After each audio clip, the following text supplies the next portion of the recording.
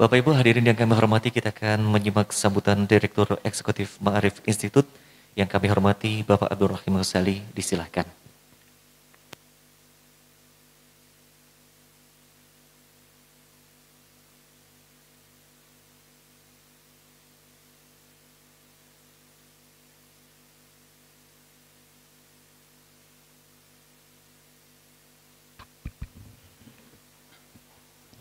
Bismillahirrahmanirrahim. Assalamualaikum warahmatullahi wabarakatuh. Alhamdulillahirabbil alamin wassalatu wassalamu ala nabiyyina Muhammadin wa ala alihi wa sahbihi ajmain, amma ba'du. Yang kami hormati Ketua Umum Pimpinan Pusat Muhammadiyah Profesor Dr. Haidar Nasir yang hadir bersama kita di sini. Bapak Ibu, Prof. Haidar ini selain Ketua Umum PP Muhammadiyah juga beliau pembina Yayasan Ahmad Syafi'i Ma'arif. Jadi bisa mewakili yayasan juga. Yang kami hormati dua wakil rektor nih. Universitas Muhammadiyah Surakarta, rektor bidang hubungan dan kerjasama dan rektor bidang kemahasiswaan. Yang kami hormati para pembicara di sini ada dua Romo, Romo Haryatmoko, Romo Greg, dan ada Pendeta Elga Sarapung, tadi mana ya? Oh iya, ada Gus Ulil, ada Prof. Amin Abdullah, dan lain-lain, ya, dan lain-lain. Ada Uda Philip, ini Ustadz Philip Hermonte. Dan para peserta yang saya hormati, saya banggakan dan saya cintai. Jadi Prof. Haidar, para peserta ini terdiri dari berbagai kalangan. Jadi mewakili mewakili radius pemikiran Buya lah kira-kira. Dari berbagai agama, dari berbagai lintas golongan, termasuk agama-agama lokal. Ya.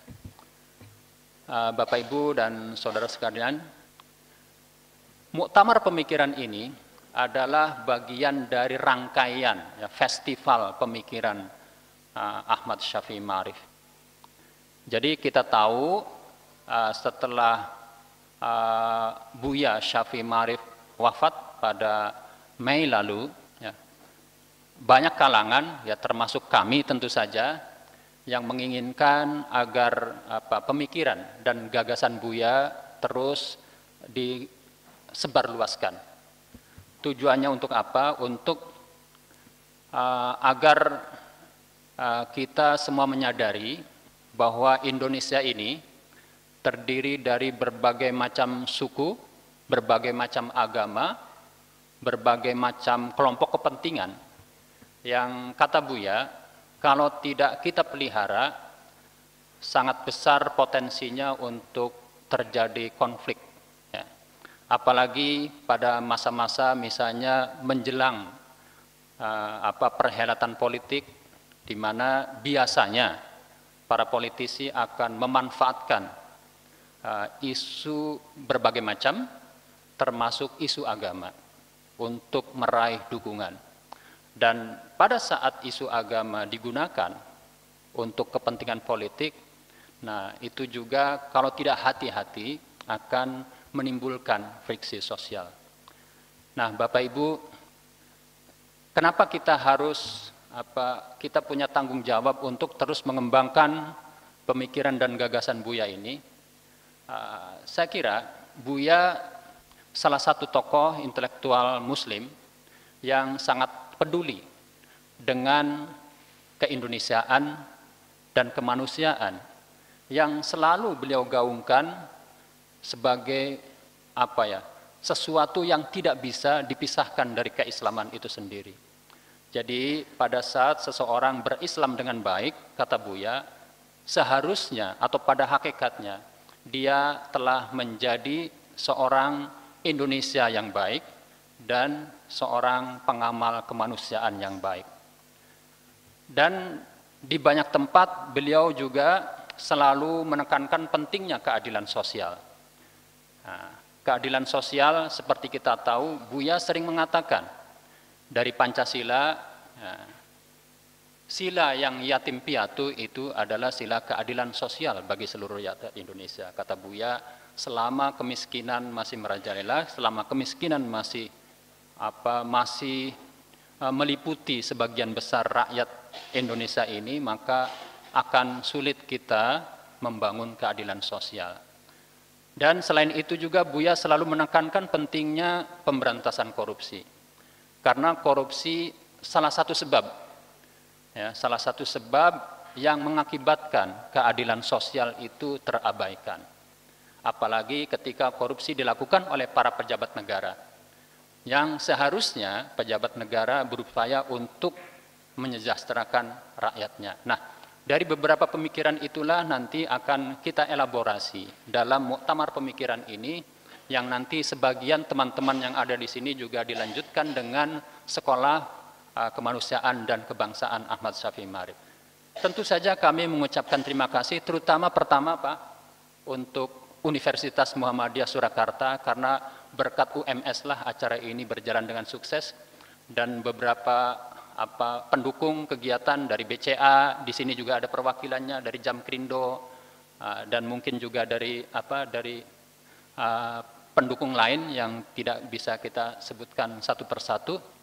Nah, mudah-mudahan dengan digelarnya acara ini kita terus bisa mengembangkan apa yang selama ini menjadi impian Buya, yang merupakan juga impian kita semua, menjadikan Indonesia tetap utuh, kata Buya, minimal sampai satu hari menjelang hari kiamat. Bapak Ibu dan saudara sekalian, sekali lagi terutama para peserta, ya, terima kasih atas kehadirannya di tempat ini. Saya ingin menutup dengan pantun. Ya. Saya ingin menutup dengan pantun. Jalan-jalan ke kota santri. Nah, dari Pamekasan ke Surabaya. Nah, dari kota Solo yang berseri, kita kembangkan pemikiran Buya. Terima kasih, tepuk tangannya.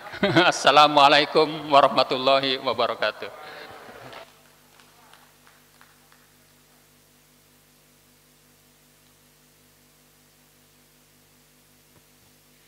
Selanjutnya akan kita simak sambutan Rektor Universitas Muhammadiyah Surakarta pada kesempatan pagi hari ini akan disampaikan oleh Wakil Rektor 4, Profesor Dr. M. Sutrisna MKes. Disilahkan.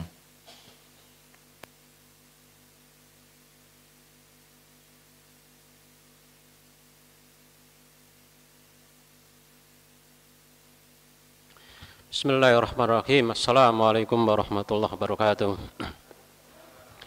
Alhamdulillah wa syukurillah, la haula wa la quwata illa billah aliyil azim.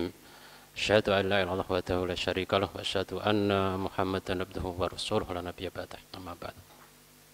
Alhamdulillahirabbil alamin, yang kami hormati Ketua Umum PP Muhammadiyah Profesor Haidar Nasir, Bapak Wakil Rektor 3 Prof. Ikhwan, Bapak Ibu narasumber yang kami tidak bisa sebutkan satu persatu, Bapak Ibu peserta muktamar pemikiran yang hari ini diselenggarakan. Yang pertama, segala puji syukur kita panjatkan kehadirat Allah Azza wa Jalla atas limpahan rahmatnya, sehingga kita bisa bertemu di ruangan audit jasmani ini. Yang kedua, mohon maaf mewakilkan Pak Rektor, beliau ada agenda bersama Wakil Rektor 1 ke Universitas Madiun sebagai amanat dari SKPP. Pak Rektor juga menjadi Rektor di Universitas Madiun sejak TMT minggu yang lalu. Bapak Wakil Rektor 2 juga izin hari ini agak tidak enak badan di infus karena kelelahan ngejar proyek pramuktamar, mendekati pramuktamar. Ini kita sedang berbenah, deadline-nya hari Rabu semuanya harus sudah siap, ready 100% begitu. Pak Wakil Rektor 3 alhamdulillah bisa mendampingi walaupun tadi malam agak tidak enak badan karena izin kegiatan tadi malam, catering media, dan saya diminta Pak Rektor untuk mewakili menyambut Bapak Ibu peserta muktamar pemikiran Syafi'i Ma'arif. Bapak Ibu yang kami hormati, alhamdulillah inilah WMS ya. Kami sambut Bapak Ibu ini di gedung kampus 1 UMS punya 4 kampus, kampus 1 di sini, kampus 2 merupakan area kantor rektorat Fakultas Ekonomi dan Teknik, kampus 3 di Fakultas Kedokteran Gigi di tengah kota Solo, dan kampus 4 di Fakultas Kedokteran. Kita juga punya 3 gedung PESMA yang sering juga digunakan untuk kegiatan-kegiatan PP. Kita punya 60 prodi, ya, semua sekitar 40 atau berapa, 67% itu sudah terakreditasi unggul dan A. Bapak Ibu yang kami hormati, kami sebagai tuan rumah sangat menyambut baik gagasan ini, pemikiran Syafi'i Ma'arif, ya, tentang Islam, kebinekaan dan keadilan sosial. Silahkan nanti kalau ada kegiatan-kegiatan yang lain diselenggarakan di UMS, insya Allah dengan senang hati kami menyediakan fasilitas ini. Dan mohon juga doa, karena 5 hari lagi insya Allah UMS sebagai tuan rumah, walaupun tuan rumahnya Solo, tapi ditempatkan di UMS. Akbar besar, kegiatan akbar, yaitu Muktamar Muhammadiyah yang diselenggarakan tanggal 18 sampai tanggal 20. Pembukaan hari Sabtu, hari Jumatnya sidang Tanwir, pembukaan insya Allah oleh hari 1 Pak Presiden Joko Widodo dan penutupan oleh Bapak Wakil Presiden. Mohon doanya semoga dalam kaitan dengan Muktamar, sukses kami sebagai tuan rumah dalam menyelenggarakan, sehingga mencerahkan semesta sebagaimana tagline dari Muktamar Muhammadiyah. Itu sekali lagi kami sebagai tuan rumah, mohon maaf kalau ada khilaf, kalau ada kekurangan dalam penyambutan kami. Selamat mengikuti muktamar pemikiran selama 6 hari di UMS, dan insya Allah semuanya berkah, menghasilkan keputusan-keputusan yang bermanfaat bagi kemanusiaan. Nasrul min Rabbil Qarib wa basyiril mu'minin. Kurkalam. Assalamualaikum warahmatullahi wabarakatuh.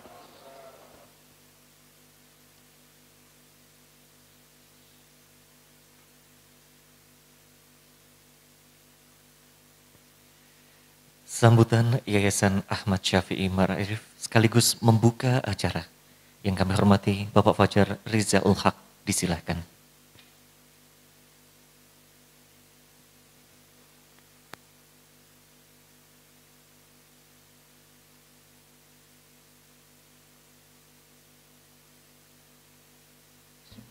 Assalamualaikum warahmatullahi wabarakatuh.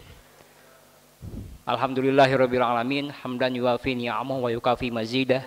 Ya Rabbana lakal hamdu kama yanbaghi li jali wajhikal karim wa alimi sultanik, wa sallallahu ala Muhammadin wa ala alihi wa ashabihi ajmain.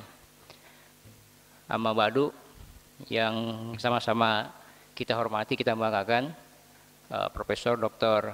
Haidar Nasir, Ketua Umum Pimpinan Pusat Muhammadiyah, Wakil Rektor UMS Pak Sukrisna, Pak Ikhwan yang juga hadir, tentu juga para narasumber yang sebagian besar sudah hadir pada kesempatan pagi hari ini. Ada Mas Ulil, ada Mbak Yaya, ada Mbak Elga, ada Mas Philip, ada Romo Haryat Moko, ada Romo Greg juga, ada Prof. Amin Abdullah, dan sedang dalam perjalanan juga ada Mas Ajhar dari Singapura.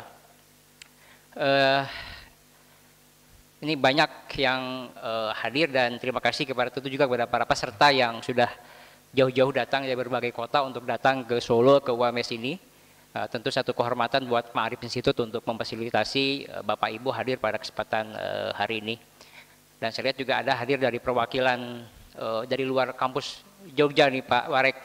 Ada dari UAD ya, ada Mbak Norma sama Pak Parjiman, wakil rektor dari UAD, dan saya lihat juga nih ada dari UMY nih, kan ada Paus nih ya. Ini ada juga kawan saya Pak Muhlas ya, yang bawa sponsor ke sini dari Jam Kerindo. Bapak Ibu yang saya hormati, tadi Mas Rohim sudah menyampaikan pengantar secara jelas mengenai maksud tujuan dari acara ini. Kami hanya ingin menyampaikan bahwa syukur dan terima kasih kami atas kehadiran Bapak Ibu. Yang kedua tentu atas dukungan UMS untuk kegiatan hari ini. Pak Warek, saya ini udah lama nggak berdiri di panggung ini, mungkin sekitar 20 tahun yang lalu. saat saya masih aktif mahasiswa di UMS sebagai aktivis HMJ, BEM atau IMM waktu itu. Itu sekitar 21 tahun yang lalu. Dan hari ini saya bisa berdiri di sini dan satu kebanggaan buat saya karena saya bisa di alma mater kembali lagi dan juga dalam rangka berkhidmat kepada pemikiran almarhum Buya Syafi'i. Ada salah satu permintaan Buya kepada saya terkait UMS yang tidak bisa saya penuhi sebenarnya sampai hari ini. Jadi beberapa tahun yang lalu Buya itu meminta saya untuk mengambil studi lanjut dan beliau bilang, udah Jar, kamu sekolah di UMS aja. Nah, sampai sekarang itu amanat itu tidak bisa saya penuhi ya, meskipun saya mengambil studi di tempat yang lain. Tapi Buya berpikir bahwa ini UMS adalah kampus yang bagus, Pak Warek, sehingga beliau itu mendorong saya untuk mengambil studi lanjut di UMS. Bahkan waktu itu Pak Waston itu beberapa kali menghubungi saya, beliau bilang, saya dapat amanat dari Buya supaya Mas Fajar bisa sekolah lagi di sini. Nah, tapi saya ingin membayar itu dengan cara yang berbeda dan dalam pikiran saya membuat acara muktamar pemikiran beliau di kampus ini adalah salah satu cara saya untuk membalas itu. Saya ingin menyampaikan bahwa merawat pemikiran Buya itu bukan semata-mata merawat dan mengawetkan pemikiran beliau, tapi adalah merefleksikan kembali dan melakukan otokritik terhadap pikiran-pikiran Buya selama ini dengan tujuan besarnya apa? Memelihara imajinasi kita mengenai Indonesia. Karena setahu saya tulisan-tulisan Buya ini sampai akhir hayatnya itu sangat concern dengan masa depan Indonesia.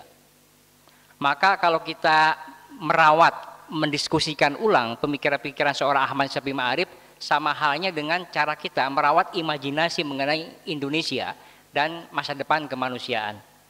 Oleh karena itu, narasumber yang kita undang juga mewakili spektrum horizon pemikiran yang beragam itu, ya, termasuk juga para peserta.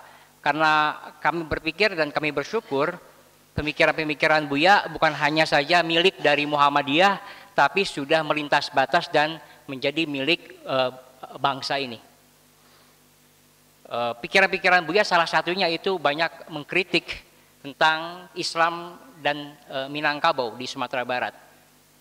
Kalau kita baca tulisan-tulisannya Buya Syafi'i terakhir-terakhir, terutama di Republika, itu beliau mengangkat soal Islam bersih sara bersih kitabullah.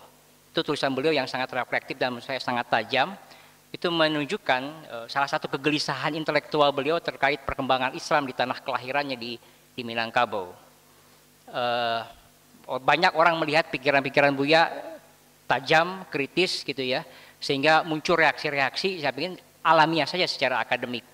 Nah, saya mendengar setelah Buya pergi, ini teman-teman di Minangkabau itu baru merasa kehilangan.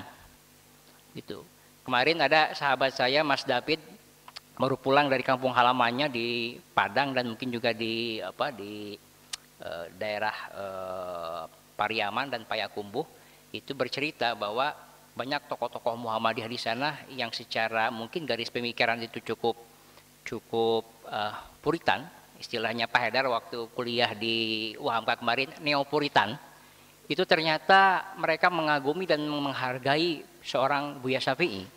Meskipun dalam hal pemikiran mereka banyak tidak bersetuju. Mungkin mereka baru melihat setelah beliau pergi, simpati publik terhadap beliau begitu luar biasa dan tokoh-tokoh di Minang merasa ini adalah tokoh besar yang lahir dari Minang. Termasuk kemarin almarhum Buya Syafi'i mendapat penghargaan tokoh kebudayaan dari pemerintah Provinsi Sumatera Barat untuk kategori pelestari kebudayaan. Artinya apa? Ini salah satu bentuk penghargaan pemerintah Sumatera Barat terhadap dedikasi dan kontribusi seorang putra Minang yang bernama Ahmad Syafi'i Ma'arif dengan segala dinamika pemikiran dan juga tentu ada pro kontranya. Tetapi pada satu titik pada akhirnya itu diakui, ya. Dan saya pikir ini menunjukkan betapa kerja-kerja intelektual Buya selama ini, diaspora pemikiran beliau selama ini sudah menembus banyak batas bahkan mungkin juga merobohkan tembok-tembok prasangka. Dan beberapa bulan yang lalu saya pernah ngobrol dengan salah satu pimpinan Muhammadiyah di daerah Sumatera. Beliau bilang, mungkin itu ungkapan keterkejutan, wah saya baru tahu ternyata Buya ini tokoh besar. Jadi itu satu sisi yang lain, banyak juga di Muhammadiyah yang mungkin juga tidak terlalu memperhatikan dinamika semacam itu. Ketika ada satu momentum beliau pergi dan begitu besar simpati publik kepada beliau, itu baru orang baru menyadari. Dan saya pikir banyak cerita tokoh besar biasanya seperti itu. Baru belakangan di kemudian hari orang baru sadar, oh iya. Dan jadi orang kehilangannya itu belakangan biasanya. Nah, kami tidak ingin juga meromantisasi itu, tapi yang ingin kami dorong adalah dengan kegiatan semacam ini adalah bagaimana pikiran-pikiran beliau itu didiskusikan kembali, bukan hanya direproduksi, tapi juga bagaimana ada kritik terhadap pikiran-pikiran beliau dalam kerangka yang lebih besar, membangun sintesis-sintesis pemikiran yang lebih kreatif dalam konteks ya merawat Indonesia dan menjaga kemanusiaan. Karena kami yakin tantangan Indonesia dan kemanusiaan setelah Buya itu luar biasa kompleks dan tidak bisa diselesaikan dengan cara pikir yang sangat diametral maupun pikiran-pikiran yang model lama gitu loh. Jadi kita berangkat melakukan pembaharuan pemikiran dari satu pembaharu yang itu akan kita kritik kembali di era berikutnya. Dan saya pikir ini pola yang memang berkembang dan Muhammadiyah sudah memberikan sibgoh itu ya, sudah memberikan stempel kepada jiwa seorang Syafi'i Ma'arif bahwa bermuhammadiyah itu adalah berkemajuan. Jadi ini selaras sekali dengan risalah Islam Kemajuan yang sudah diputuskan oleh PP Muhammadiyah kemarin, yang salah satu spiritnya adalah Islam adalah jiwa kemajuan. Dan saya melihat dan saya menyaksikan itulah yang tergambar di dalam kehidupan seorang Ahmad Syafi'i Ma'arif, baik di dalam tulisan-tulisannya, perilakunya, dan juga dalam sisi keluasan pergaulannya. Dan saya secara pribadi sebagai kader beliau dan kita semua yang hadir di sini berusaha untuk bisa mewarisi legasi itu secara lebih baik lagi. Jadi Pak Haidar yang hadir di sini adalah anak-anak ideologis dari Buya Syafi'i Ma'arif, pemerhati pikiran beliau, para kritikus juga. Nah, di sini juga ada Kang Baharudin ya, penerima Ma'arif Award tahun berapa Kang ya? Tahun 2013. Ya, beliau ini salah satu aktivis NU ya, tapi mendapat penghargaan dari Ma'arif Award. Jadi Buya Syafi'i itu membangun radius pergaulan yang luar biasa. Saya pikir dengan Mas Uli juga berkomunikasi via WA begitu. Beliau suka cerita kalau kontak dengan siapa. Jadi keluasan beliau bergaul lah, itu yang membuat orang memberikan respek yang lebih terhadap beliau. Mudah-mudahan acara ini bisa menghasilkan pikiran-pikiran yang bernas dan bermaslahat untuk kepentingan Indonesia dan kemanusiaan. Sekali lagi terima kasih atas kehadiran para narasumber. Semoga kita bisa terus merawat dan mendiskusikan pemikiran-pemikiran beliau secara lebih berkembang. Dan ini dalam rangka seperti disampaikan oleh Mas Rohim tadi, kita bikin festival pemikiran Ahmad Syafi'i Ma'arif dan harapannya ini menjadi sebuah gairah ya, baik tidak hanya di lingkungan Muhammadiyah tapi juga di kalangan aktivis-aktivis lintas agama. Karena salah satu keistimewaan Buya, salah satunya itu adalah bukan hanya kuat secara scholarship atau kesejaraan, tapi juga secara aktivisme sosial. Sehingga itulah membuat saya hematnya menjadi seorang profil kader itu yang seperti itu. Dulu waktu saya dididik oleh Mbak Yaya Hizbiyah di PSB itu sering bilang profilnya itu ya bagaimana memadukan antara scholarship dan social activism. Dan saya melihat dalam pribadi Buya itu bisa terjawantahkan. Terima kasih atas perhatiannya Bapak Ibu semua. Saya mewakili yayasan, sebenarnya yayasannya Bang Rijal Sukma. Beliau pamit izin karena sedang masih pemulihan sakit Pak Haidar. Lalu tadi malam menugaskan saya untuk mewakili beliau untuk membuka acara ini. Jadi saya mohon izin nih atas nama yayasan untuk membuka acara ini. Terima kasih. Billahi fisabil haq, fasabiqul khairat. Wassalamualaikum warahmatullahi wabarakatuh.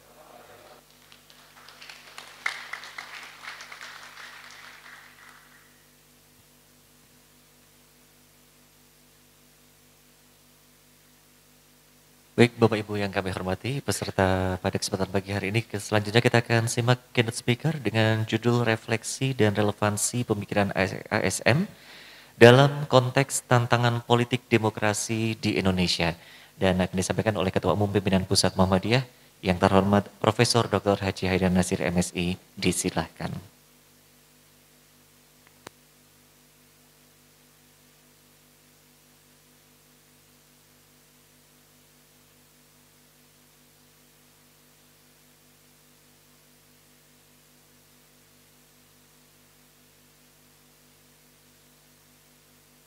Assalamualaikum warahmatullahi wabarakatuh. Hamdan wa syukrulillah wa nusalli wa nusallimu ala Muhammadir Rasulillah wa ala alihi wa sahbihi wa mawala. Salam sejahtera untuk kita semua. Yang saya hormati, ada banyak sekali tokoh nih. Pak Amin Abdullah, Romo Greg dan Romo Haryat Moko, Elvia Sarapung, kemudian juga Mas Ulil atau Gus Ulil, dua wakil rektor kita, rektor 3 dan rektor 4, Mbak Yaya, Mas Philip, tentu penyelenggara Mas Rahim dan Mas Fajar, serta seluruh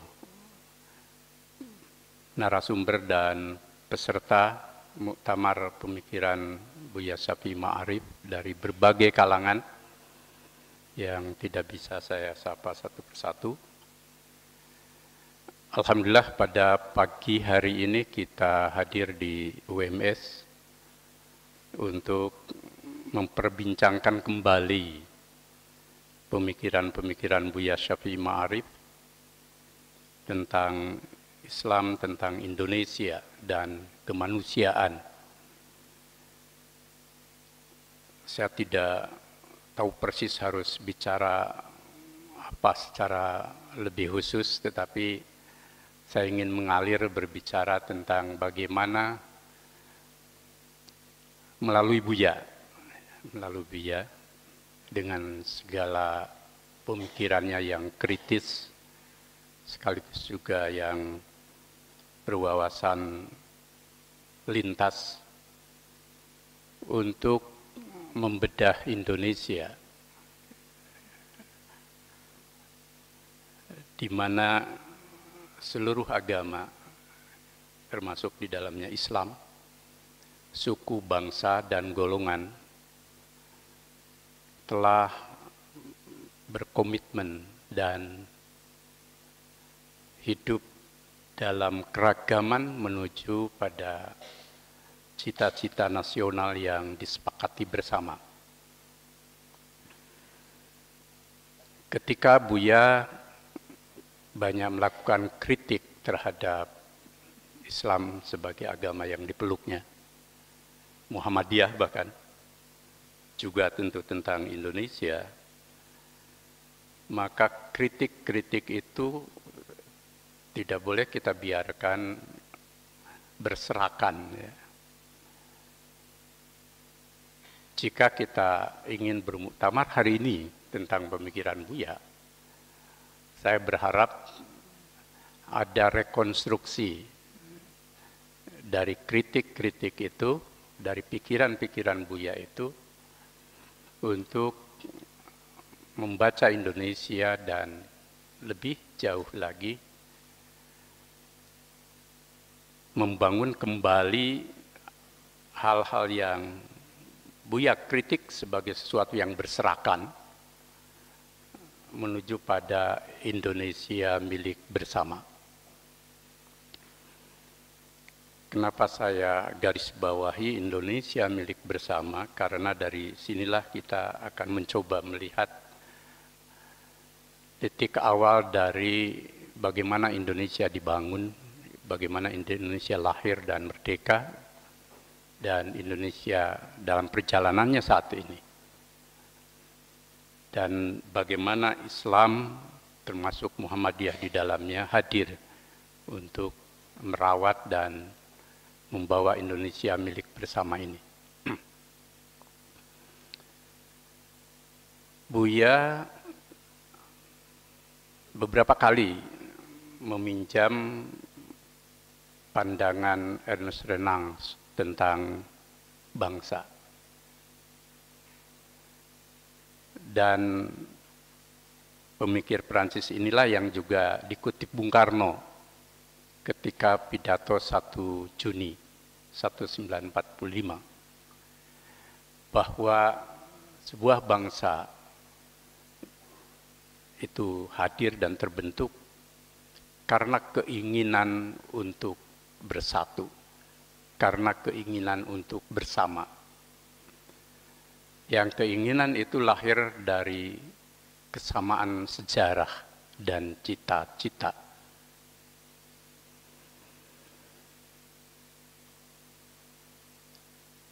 Kita mewarisi Indonesia yang sudah terbentuk dalam perjalanan yang panjang, 77 tahun merdeka, tetapi sebelum merdeka, Indonesia mengalami proses pembentukan yang sangat panjang, berabad-abad lamanya.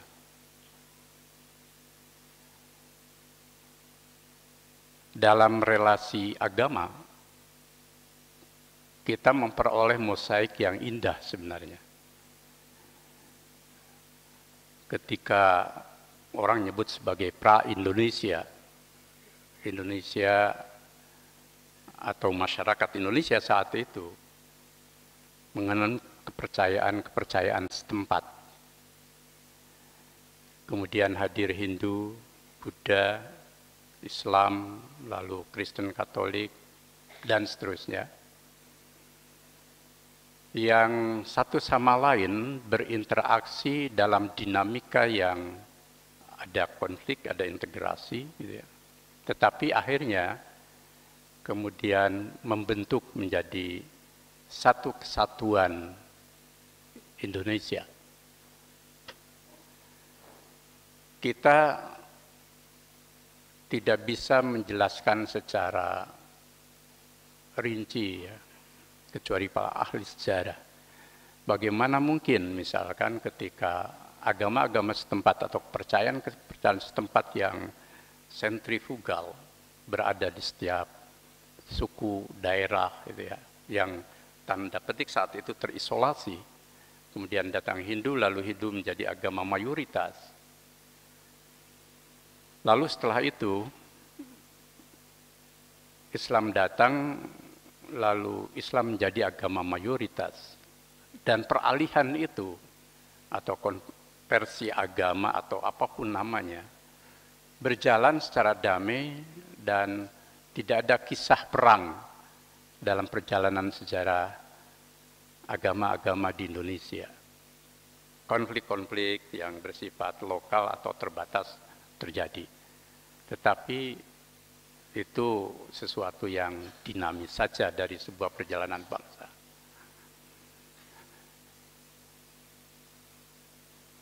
Suku bangsa dan golongan juga begitu. Yang menurut Anthony Reid, bahwa awalnya suku-suku bangsa dan keragaman golongan itu berpencar-pencar bukan menjadi sebuah entitas ketika dia sebut saat itu era Nusantara, tapi lama-kelamaan lalu terbentuk menjadi satu kesatuan.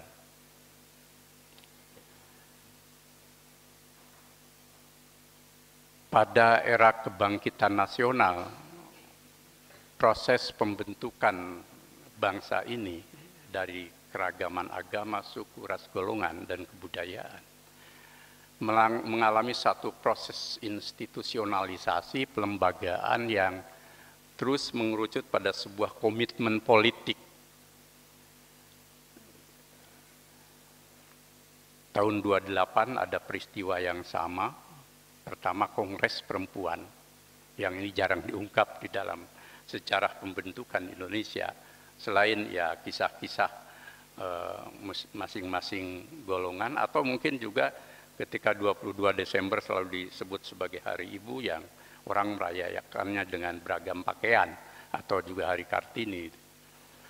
Orang lupa bahwa di situ ada Aisyah, Taman Siswa, juga dari teman-teman Katolik, Kristen dan semuanya. Sejatinya bahwa Kongres Perempuan itu merupakan satu era baru dan tonggak baru dari dua hal. Pertama, komitmen perempuan Indonesia untuk bangkit menjadi perempuan maju, perempuan yang merdeka dari belenggu paham agama dan budaya yang mencengkram, gitu ya. Kemudian tidak kalah pentingnya bahwa perempuan Indonesia juga hadir untuk kebangkitan nasional menuju Indonesia merdeka. Maka letakkan juga bahwa Kongres Perempuan itu bukan hanya tentang kebangkitan perempuan Indonesia, tetapi juga kebangkitan Indonesia untuk merdeka. Lalu pada tahun yang sama di bulan Oktober, Kongres Pemuda yang berkomitmen tentang tanah yang satu, tentang bahasa yang satu, dan tentang bangsa yang satu, yakni Indonesia. Dua peristiwa ini saja sudah lebih dari cukup bahwa proses pelembagaan dari seluruh perjalanan komitmen berbangsa itu mengalami peneguhan pada komitmen politik untuk Indonesia merdeka, di mana di balik semua ikrar dan di balik semua komitmen itu ada ikatan untuk menjadi satu dari keragaman. Ada ikatan untuk sebuah cita-cita yang sama. Dan ada ikatan untuk mengakumulasi mosaik sejarah yang mereka alami untuk menjadi modal bagi Indonesia merdeka.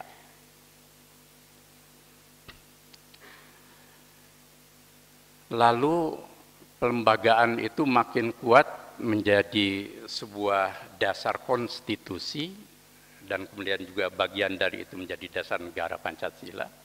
Dalam proses dialektika yang luar biasa tajam dalam forum Badan Penyelidik Usaha Kemerdekaan Indonesia, BPUPK, di mana persidangan itu adalah persidangan yang representatif dari seluruh tokoh dengan latar belakang yang mewakili Indonesia tentang mulanya kan tentang dasar negara, tetapi kemudian dalam dasar negara ini terkandung formulasi tentang cita-cita Indonesia dan bagaimana Indonesia itu dibangun setelah merdeka. Yang kemudian melahirkan preambel UUD 45 dan batang tubuh Undang-Undang Dasar 45. Yang di dalamnya mengandung banyak pemikiran-pemikiran titik temu dari proses sejarah dan keragaman bangsa Indonesia yang berlatar belakang agama, suku, ras, golongan, kedaerahan yang berbeda itu. Di mana prosesnya kan tidak gampang untuk ada konstitusi dasar yang disepakati bersama 18 Agustus melalui 22 Juni, melalui 1 Juni sampai seterusnya, yang kemudian akhirnya disitulah Pancasila lahir dan dikodifikasi menjadi rumusan Pancasila resmi. Pemikiran-pemikiran dasar dalam Undang-Undang Dasar 45 pun sebenarnya mencerminkan itu. Pasal tentang agama itu kan selain mengandung kebebasan, di situ juga ada peneguhan bahwa Indonesia ya tidak akan pernah lepas dari agama.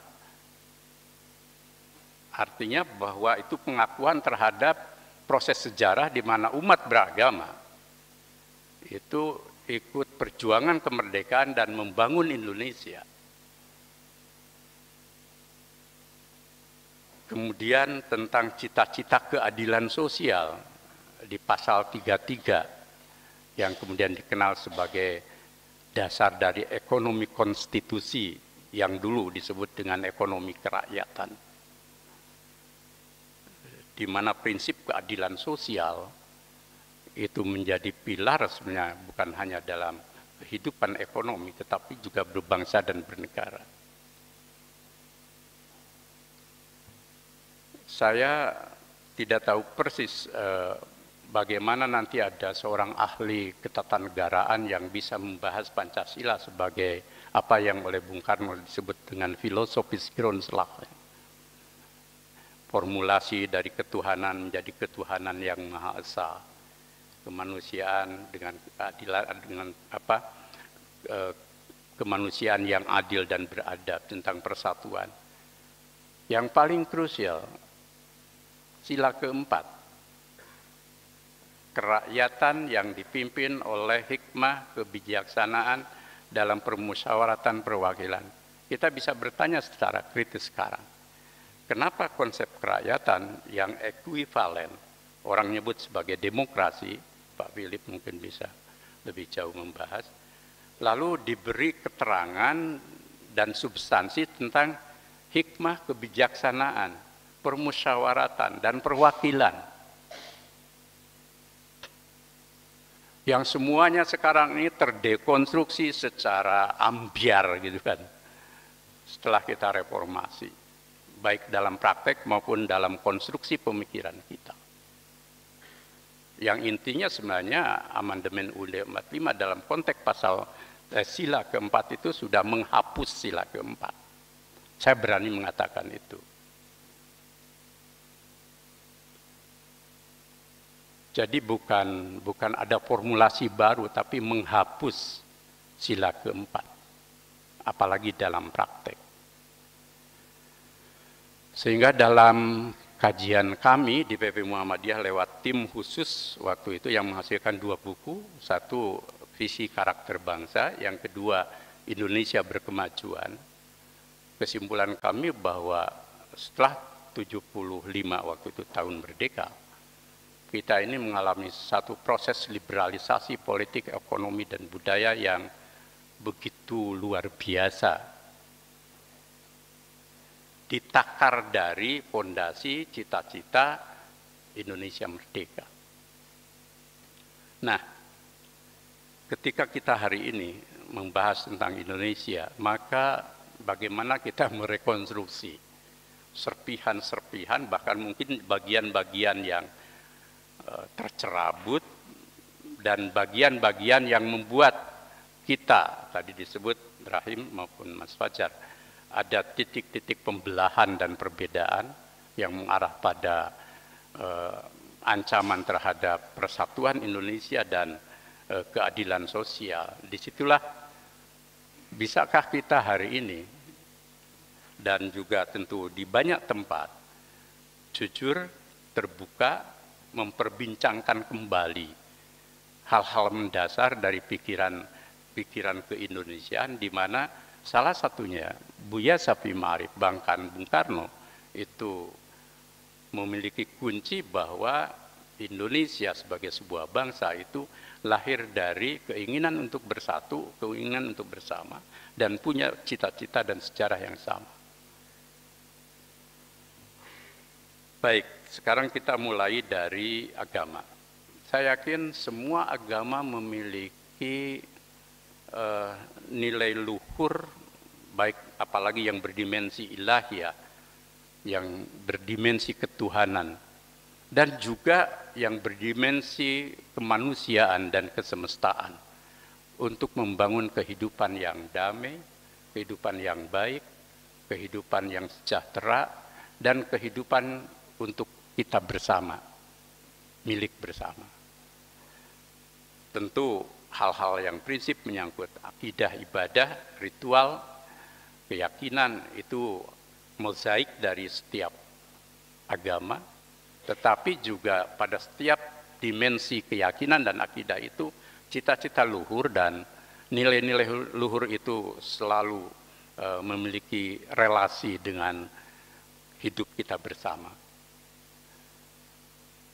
Tapi dalam perjalanannya sebenarnya mayoritas di negeri ini agama dan umat beragama masih dalam fondasi yang kokoh untuk entah itu membangun kehidupan yang damai, toleran, kemudian juga adil dan lain sebagainya, termasuk dalam kehidupan berbangsa dan bernegara. Tapi juga kita mulai mengalami proses reduksi di dalam memahami prinsip-prinsip keagamaan, di mana entah itu karena ortodoksi yang mengalami bias pemahaman, kemudian setiap agama kan juga menanamkan kita untuk puritan dan militan terhadap agamanya, dan itu sah. Tapi ketika sikap puritan dan militan itu kemudian menegasikan kelompok dan paham yang berbeda di luar kita, bukan hanya antar agama, bahkan di dalam tubuh agama sendiri, maka sikap ortodoksi dan puritan itu lalu menjadi masalah. Letaknya pada konstruksi pemahaman yang sempit, konstruksi pada pemahaman yang terbatas, tetapi dengan absolutisme yang tinggi, karena agama memang mengajarkan itu. Maka tugas terberat kita, para tokoh agama sebenarnya bagaimana merekonstruksi paham, pandangan keagamaan agar hal-hal yang disebut prinsip, baik dalam akidah ritual, bahkan sekarang dalam urusan, kalau dalam Islam, muamalah duniawiyah, urusan kemanusiaan, kemasyarakatan, kebangsaan, dan kesemestaan, itu juga mengalami proses ortodoksi gitu ya. Karena mungkin pemahaman yang tidak pas. Jadi dalam Islam itu ada kaidah di mana urusan akidah dan ibadah itu berlaku hukum tandif, pemurnian, berlaku hukum prinsipnya haram kecuali yang dibolehkan. Tetapi urusan muamalah itu al-ibahah, serba boleh kecuali yang betul-betul ditidakbolehkan secara nas itu ya.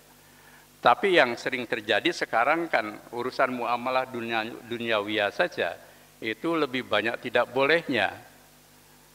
Nah, jadi ini karena proses ortodoksi, puritanisasi yang begitu rupa, akibat dari satu pemahaman yang terbatas, yang mungkin juga datang dari guru yang terbatas, gitu ya, tetapi populer, gitu ya. Kemudian pada saat yang sama ada sektarian respon, gitu. Jadi sikap merespon keadaan yang galau, chaos, gitu ya, dan mengancam kehidupan nilai, gitu ya, nilai moral, ya, nilai keberagamaan, lalu responnya seperti itu. Ancaman itu iya, gitu ya. Misalkan takut dengan sekularisme, takut dengan ateisme, takut dengan berbagai hal yang mengancam kehidupan yang serba melanggar norma. Itu kan setiap agama punya itu kan, punya batasan itu.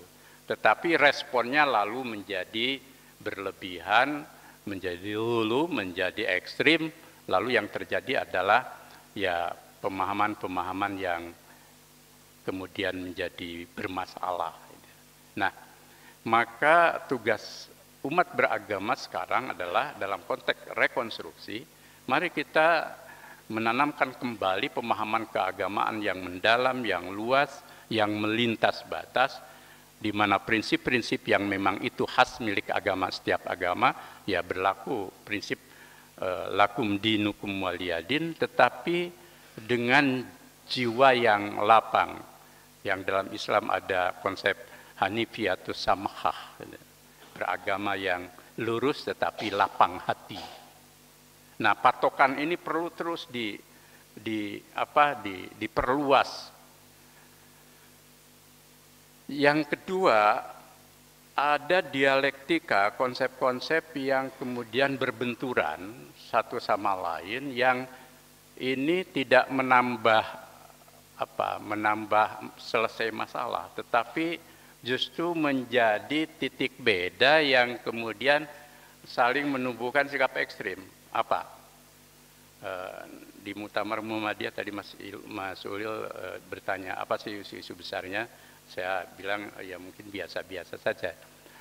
Kami salah satu di antaranya adalah menawarkan reorientasi atau evaluasi terhadap konsep radikalisme, deradikalisme.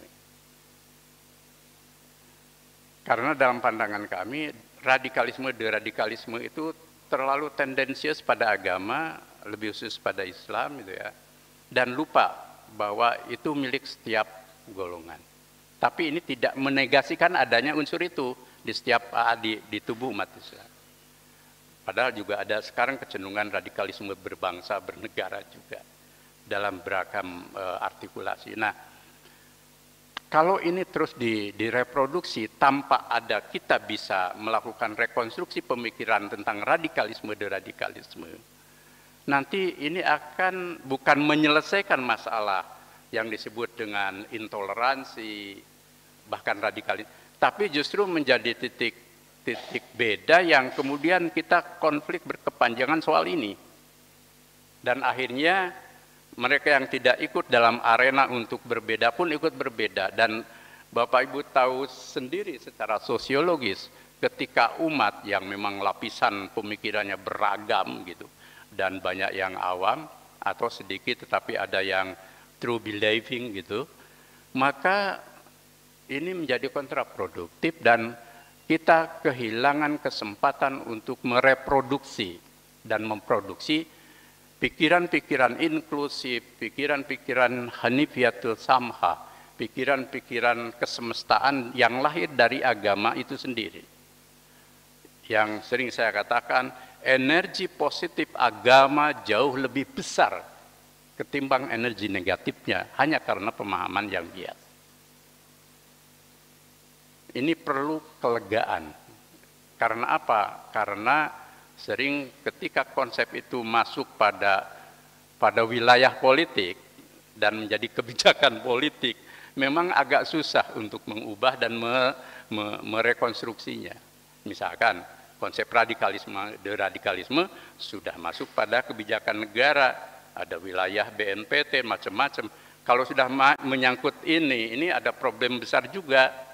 Mengubah cara pandang yang sudah melekat dengan kebijakan negara ini, ya Bapak Ibu tahu sendiri itu, di situ ada proyek, di situ ada macam-macam lah itu ya.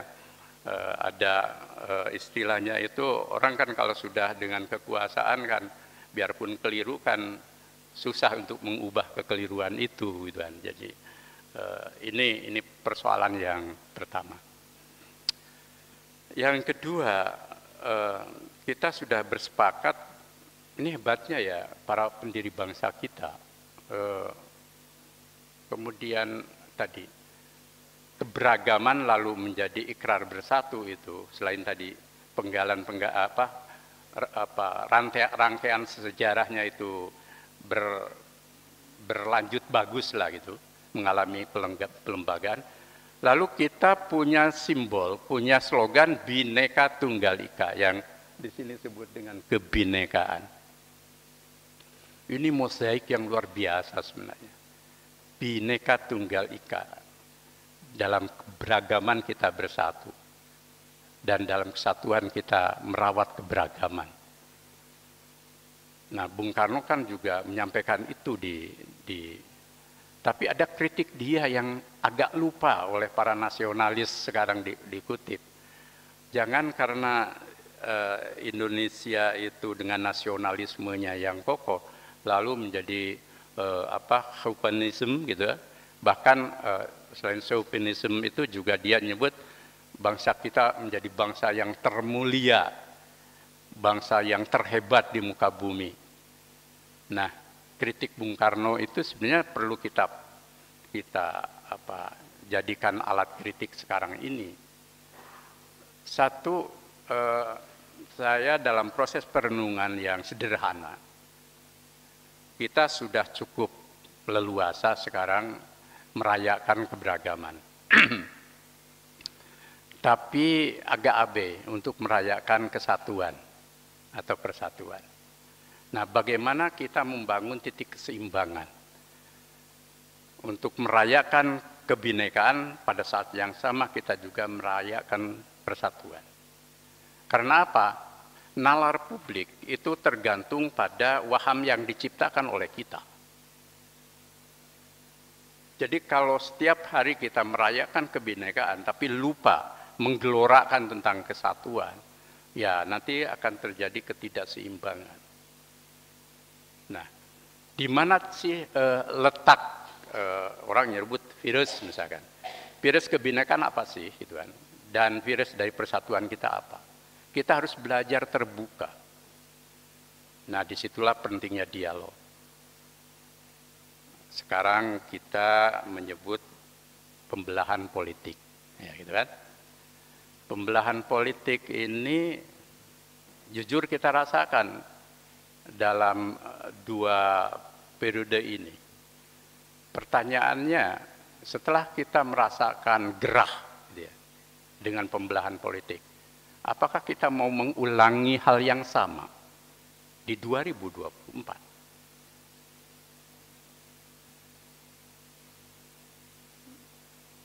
Ini tergantung kita. Kita cari sebabnya. Sebabnya apa? Pertama ada reproduksi konflik ideologi atau idiom-idiom ideologi dan identitas, di mana sesuatu yang wajar pada awalnya, tapi karena direproduksi dengan kepentingan politik yang keras, akhirnya menjadi pemicu konflik dan pembelahan. Orang bilang, bahkan ada pidato dari presiden juga, hati-hati dengan politik identitas. Tapi pada saat yang sama ketika pemilu tiba, para tokoh politik ini datang ke pesantren-pesantren, Mas Ulil. Kan pertanyaannya, kenapa ke pesantren?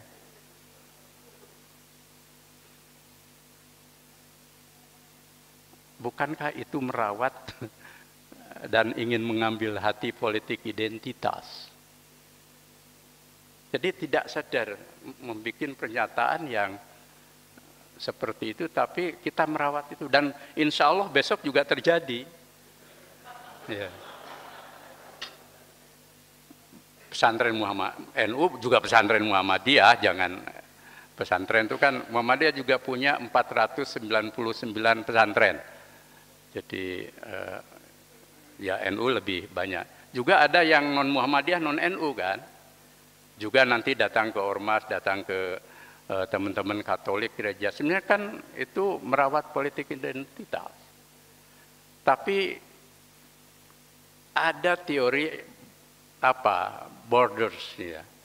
Sebenarnya itu tidak masalah. Tapi yang menjadi masalah itu kan keterbatasan pemikiran-pemikiran para tokoh baik di politik maupun di organisasi kemasyarakatan di dalam memproduksi politik identitas itu. Yang kedua, ya politik cross cutting of interest kan, saling silang banyak kepentingan. Nah, kepentingan-kepentingan ini yang kemudian mengakumulasi itu.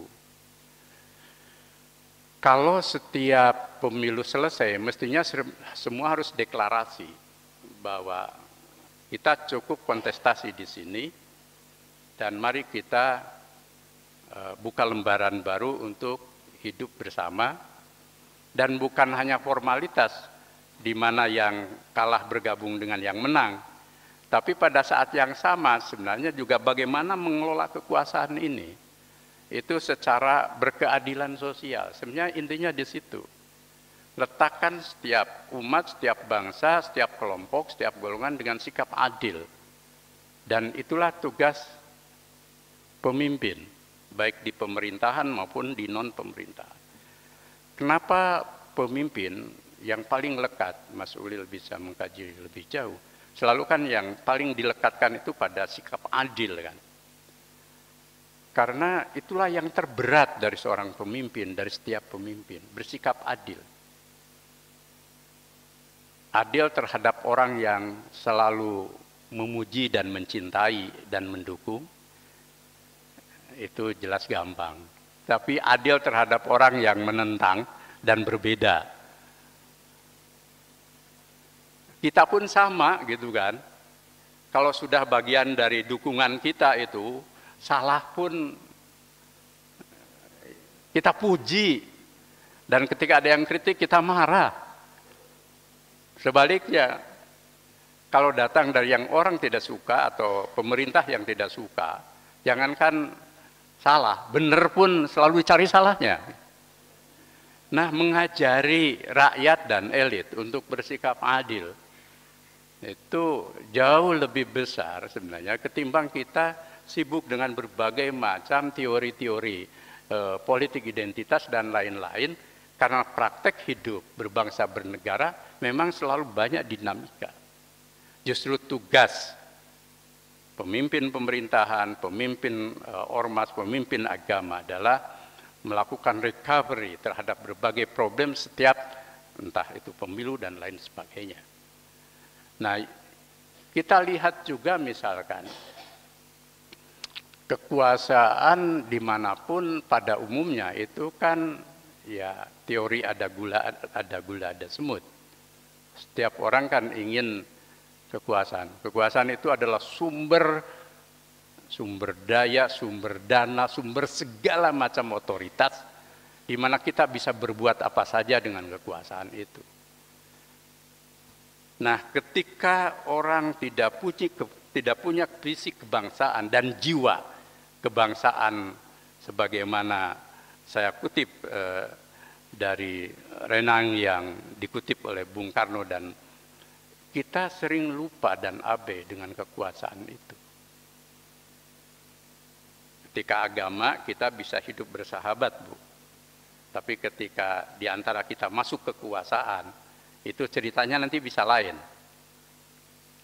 Pertanyaannya, tidak ada halangan kekuatan-kekuatan agama masuk di kekuasaan, tapi bisakah setelah kita masuk di sana justru bisa menampilkan yang rahmatan lil alamin bagi semuanya? Justru itu menjadi eksemplar bahwa ternyata ketika tokoh agama dan kekuatan agama hadir di kekuasaan, itu bisa menjadi contoh terbaik. Tapi kan Eropa Barat sebaliknya, bahwa itu contoh yang buruk di Eropa abad tengah, maka jalan ekstrimnya negara tanpa agama kan gitu, atau negara jauh dari agama. Karena setiap agama masuk itu di situ perebutan agama jauh lebih kencang, sebagaimana terjadi civil war di Eropa Barat misalkan. Maka biarpun Indonesia itu bukan negara agama, bukan negara sekuler, bisa kita sekarang rekonstruksi, mengambil jarak yang pas banget, memang susah. Tapi untuk mengambil jarak dari itu. Nah, bagi kami Muhammadiyah, ya ormas harus memposisikan diri di situ. Kebetulan perangkat-perangkat pemikiran dan institusional kami dan sistem kami sudah memaksa kami untuk itu. Ada kepribadian Muhammadiyah, ada khitab Muhammadiyah, sehingga siapapun yang memimpin Muhammadiyah mestinya bisa tetap menjaga itu, menjaga jarak dari proses itu. Bahwa nanti ada orang per orang di kekuasaan, seharusnya dia sudah dihibahkan menjadi milik bersama. Nah, ini rekonstruksi yang penting juga di tubuh umat beragama. Yang terakhir soal keadilan sosial, ada problem besar, ini soal kesenjangan sebenarnya. Suka atau tidak suka, ditutupi maupun dibuka, gitu ya, bahwa crucial problem kita di tubuh bangsa ini soal kesenjangan sosial. Dan pelaku utama untuk menyelesaikan kesenjangan sosial sebenarnya negara. Karena ini menyangkut kue nasional. Jadi ke depan ya setiap calon yang mau tampil kita harus paksa, bisa enggak mewujudkan keadilan sosial 5 tahun ke depan misalkan. Dengan apa? Kalau negara kan public policy, yakni kebijakan-kebijakan progresif yang bisa mengangkat mayoritas masyarakat terbesar yang hidupnya menurut Buya adalah miskin dan papa. Itu untuk naik kelasnya itu tidak asal-asalan. Dari kelas 1 harus jalan ke kelas 6. Tapi kalau asal-asalan seperti sekarang ini, ya kebijakan-kebijakan parsial. UMKM itu kan, KUR, sebenarnya ya itu ya bagus, ya, tapi tidak ngangkat. Nah, yang kedua tentu harus ngajak dialog kekuatan-kekuatan dan pelaku-pelaku ekonomi raksasa atau besar untuk mau berbagi dalam komitmen politik dan komitmen kebangsaan yang saya pikir siapapun presidennya, kalau dia punya political will yang kuat, apalagi punya trust yang tinggi, bisa. Apa sih yang tidak bisa dilakukan? Bisa. Asal dia sudah selesai dengan dirinya. Tapi kalau belum selesai dengan dirinya, ya banyak tersandera oleh berbagai macam hal. Dan ketersanderaan itulah yang membuat tidak bisa tegas. Misalkan soal korupsi kan, simple. Ya sudah, semua di satu hal yang Anda tidak boleh korupsi, dan kalau itu terjadi ya saya yang pertama kali menindak. Dan jangan biarkan setiap kementerian itu juga, ini untuk terbatas saja, untuk tergantung dari latar belakang partai apapun itu dipersilakan untuk memanfaatkan kementerian. Ini Indonesia milik siapa gitu kan. Harus ada strong leadership bahwa oke, Anda dari latar belakang berbagai partai golongan boleh memperhatikan partai dan golongannya, dan itu sah dalam politik, tetapi bagian terbesar ini adalah untuk rakyat. Sekali ada penyimpangan gitu kan, penyalahgunaan, kan yang paling soft tetapi masif sebenarnya korupsi itu bukan hanya soal ngambil uang, tapi menyalahgunakan kekuasaan. Nah, disinilah sebenarnya keadilan sosial bisa terwujud. Juga bagi mereka yang menguasai hajat hidup orang banyak, saya pikir bisa kok diajak untuk berkomitmen. Karena saya yakin bahwa mereka juga memiliki rasa nasionalisme lah. Apalagi sejauh masih manusia itu kan setiap orang punya nurani. Nah, pendekatan-pendekatan itu bisa kita gunakan dari para tokoh bangsa. Saya yakin saya serpihan-serpihan saja dari apa yang mau kita perbincangkan, yang intinya mari kita coba serpihan atau butir-butir kritik dan pemikiran Buya dan tokoh-tokoh lain itu kita jadikan alat atau perspektif untuk merekonstruksi Indonesia dengan segala ragam persoalan keindonesiaannya menuju Indonesia milik bersama yang lebih berkemajuan. Terima kasih. Assalamualaikum warahmatullahi wabarakatuh.